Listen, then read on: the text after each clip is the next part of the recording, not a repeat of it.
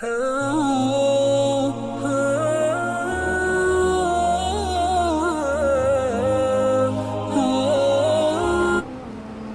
سارے مسائل کھڑے ہو سکتے ہیں گھر کی چار دیواری میں. نہ آپ کو یہاں, حتیٰ کہ اگر علماء نے لکھا ہے مرد سے خطرہ ہو تو مرد کو حکم دیا جائے گا آپ گھر سے باہر چلے جاؤ, عورت نہیں جائے گی, کیونکہ قرآن نے کہا لا تخرجوہن من بیوتہن, طلاق کے بعد عورت کو گھر سے نکالنے کی اجازت نہیں ہے جب تک عدت پوری نہیں ہو جاتی. پھر دوسرا مہینہ شروع ہوگا, آپ کے جذبات اگر منہ کالا کرنے کی عادت نہیں ہے ادھر ادھر, یہ انہی لوگوں کے لیے اللہ نے حکام دیے ہیں جو پاک دامن لوگ ہیں, منہ کالا کرنے والوں کے گھر نہیں بستے, سمجھ رہے. پھر دوسرا مہینہ آئے گا, آپ نے نہیں دینی, دوسری طلاق نہیں دینی آپ نے, یہ بہتر نہیں ہے, دے سکتے ہیں مگر بہتر نہیں ہے.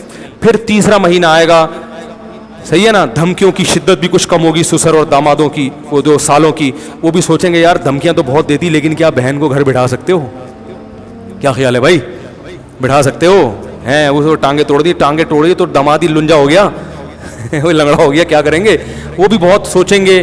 عورت کو بھی سوچنے کا موقع ملے گا, دیکھ لو ابھی شوہر وہاں سو رہا ہے, یہ تنہائی برداشت نہیں ہو رہی, تو جب بالکل ہی الگ ہو جاؤ گی تو برداشت کر لو گی, جیسا ہے آڑا ترچھا گزارا چلا, ہو سکتا ہے وہ جا کے منا لے. تو 3 مہینے کا اللہ نے ٹائم دیا آپ کو سدھرنے کا, عورت کو بھی سدھرنے کا, آپ کو بھی سدھرنے کا. 3 مہینے جب پورے ہوں گے, تیسرا حیض آ کے جب ختم ہوگا تو اللہ کہتے ہیں اب نکاح ختم. اب کیا ہو گیا, بولو بھائی, ختم.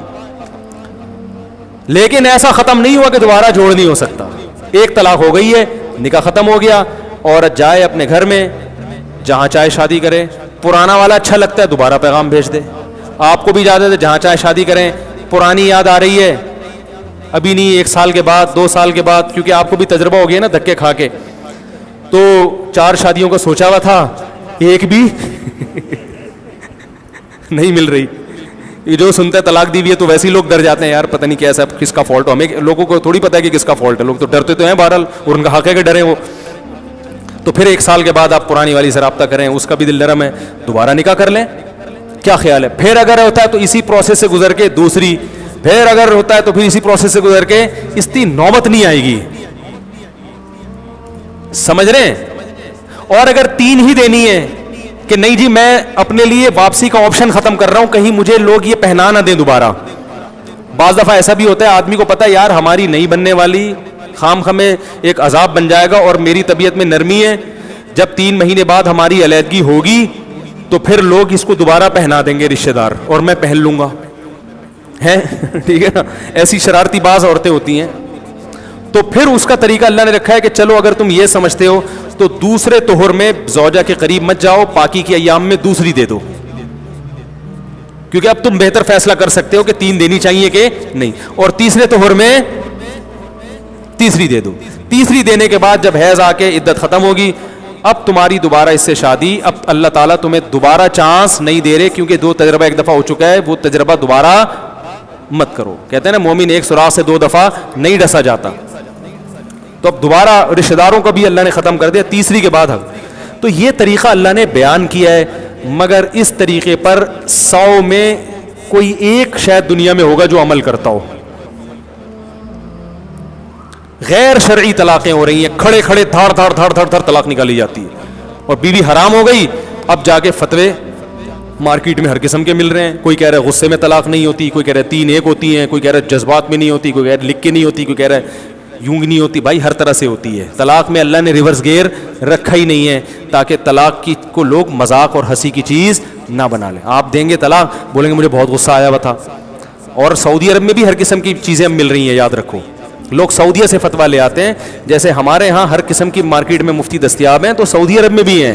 جیسا آپ بولیں گے ویسا فتویٰ آپ کو سعودیہ سے بھی مل جائے گا. لوگ تم سعودیہ سے لے کر آئے ہیں, تو وہ کہ دودھ کے دھلے ہوئے کے زمزم کے نہائے ہوئے لوگ ہیں, وہ بھی ہماری طرح کے گوشت پوش کے انسان ہیں. ان میں بھی ہر طرح کے لوگ ہیں, کچھ محقق ہیں, کچھ جاہل ہیں, ہر طرح کے لوگ ہیں. تو صرف مکہ یا کا لیبل لگ جانا یا مدینہ کا لیبل لگ جانے سے, مدینہ میں تو کتے بھی ہوتے ہیں بھائی. اب یہ تھوڑی کہ کتا ہے تو آپ اس کو گلے لگاؤ کہ مدینہ سے آیا ہے, تو کتا نا. یہودی بھی تو مدینہ میں رہتے تھے نبی کے دور میں, ابو جہل تو مکہ کا تھا نا, تو وہاں بھی خدا نخواستہ میں ان علماء کو ابو جہل سے تشبیہ نہیں دے رہا, میں کہہ رہا ہوں وہاں بھی اہل حق بھی ہیں, اہل باطل بھی ہے. تو یونیورسٹیوں میں آزاد خیال لوگ بھی ہیں, تو لوگ کہتے ہیں وہ مکہ یونیورسٹی سے فتویٰ لے کر آیا ہے. بھائی فتویٰ کس کا ہے؟ یہ قرآن و سنت کے بالکل خلاف ہے. ہم چاروں ائمہ کا جو فتویٰ ہے, جو قرآن و حدیث کو جانتے تھے, اور قرآن و میں بھی اس پہ کلپ بھی ریکارڈ کرواؤں گا, وہ یہی ہے کہ 3 طلاقیں 3 ہی ہوتی ہیں, 1 نہیں ہوتی. تو طلاق دینے سے پہلے سوچ لیا کریں کہ کس طرح سے دینی ہے. اگر اس طرح سے آپ دینا شروع کر دیں گے, اول تو دیں ہی نہیں, اور اگر دینے کی مجبوری ہو تو یہ طریقہ اللہ نے بیان کیا. اس میں اگر علیحدگی ہو رہی ہے, اس کا مطلب ہے واقعی یہ اس قابل تھے کہ ان میں علیحدگی ہو. اس کے بعد بھی اگر کہ ان کو رہنا چاہیے تھا تو پاگل ہیں, ٹھیک ہے نا. اتنی تمیز سے دی ہے, اتنے پروسیس سے گزرنے کے بعد پھر میاں بیوی سے پوچھنے کی ضرورت ہی نہیں ہے کیوں ہوئی. بس آپ سمجھ لو یار یہ لوگ آپس میں رہ نہیں سکتے. غصہ غلط ہے, غصے میں فیصلے غلط ہیں. اللہ کا واسطہ جب بیوی سے جھگڑا ہو, طلاق کے علاوہ کچھ اور کر لیا کرو.